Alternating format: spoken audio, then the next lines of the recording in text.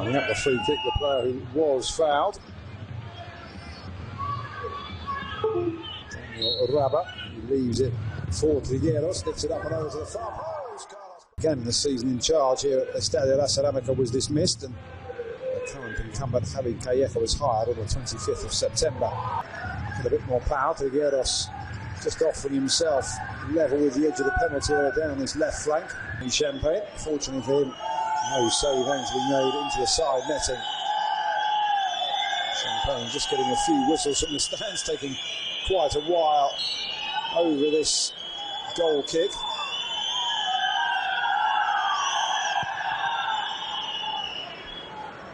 And over the halfway line it goes, very good flick from Beauvue, controlled in the midfield by Javier Raso, waiting for the overlap. Goes away from Rabat, perhaps just holding it up a bit too long there. Didier Raso. Suarez cuts it out. Well played from him, big fan of Dimitrios Suarez, I have to say. Alongside Zaldúa and Diego Rico. In the absence of the likes of Suarez, Martin Mantovani, Ezequiel Muñoz, all out injured. And we'll have to see that throw in down the left for Leganes, wasted somewhat, looking for the head of the former Nastic de Tarragona man, José Naranjo. Signed by Celta de Vigo for €1 million, but stayed up at the Glithin club for just 6 months before Genk stumped up €1.8 million for his services, and it is from there that he is on loan this season with Leganes. Tito trying to play it safe, but not a good clearance. Marin picks it up on the left for the hosts. Rodrigo looking to create himself some space, trying to go for goal. Tito's having a good game. Swung in. Right footed into the near post. Claudio Beauvue gets it away. Rabba was there, swings it over. I think he was taking a shot, but it swung out to the far side. Alvaro Gonzalez was in an offside position, however. Here's the header away. Well, he's nowhere near offside, is it?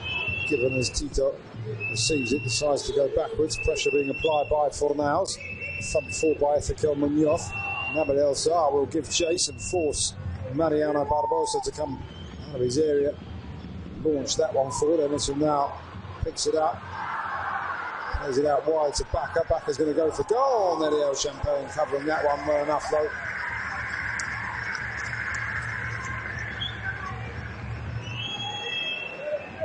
Calleja, perhaps encouraged by his team's start to the encounter, almost in the 16th minute, at the end of the 16th minute. Still 0-0, but it's been one-way traffic, but he's very much out and after losing away against third-tier Ponferradina by a goal to nil. They won 3-0 in the second leg. Right up into the keeper's arms, that poor cross in the end.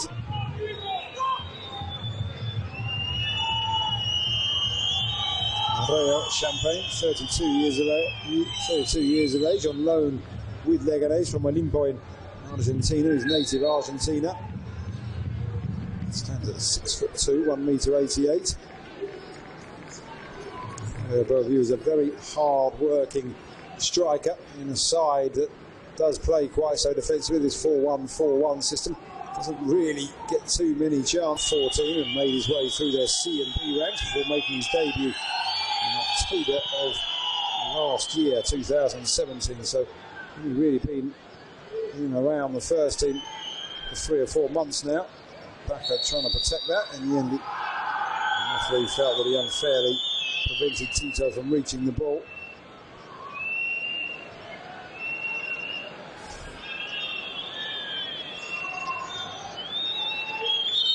Putting the body in, the referee's trying to prevent too much physical contact, as we know in the modern day game.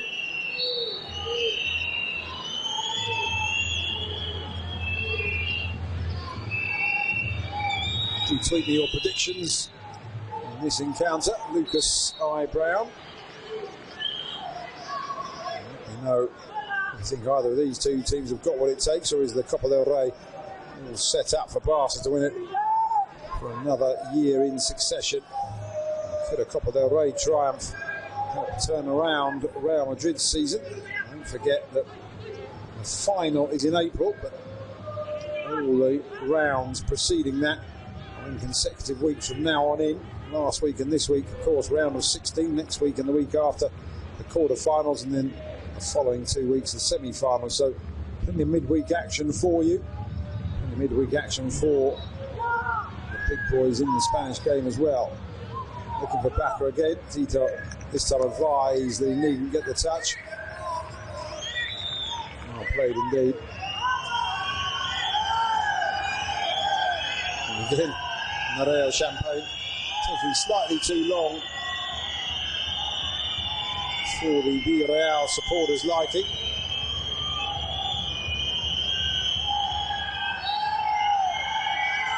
As you know, really, Tito said he was playing well. He's having a very good game, but just held up. And now perhaps Leganes can try and break. Beauvue rolls it back again. Inaccurate from him. Fornals twists one way then the other back to Gereth. Looks for the runner. Comfortably blocked out. Gereth Bale, another player who hasn't been particularly involved in this encounter as yet. Looking for the ball up and over the top, but comfortable for Victor Ruiz, who calmly nods it down. Very well played by him. Rodrigo RENNES now, touted perhaps as one who may replace Sergio Busquets at Football Club Barcelona in the future. Still into the feet of Fornals, over to the far side. Rukavina again with that cross into the near post. Suarez had a touch. And eventually hooks it upfield. Beauvue too deep though. The two Villarreal men were sat back to watch for the break. There's the tactic, you can see it turns into a 4-5-1 when Villarreal do get the ball beyond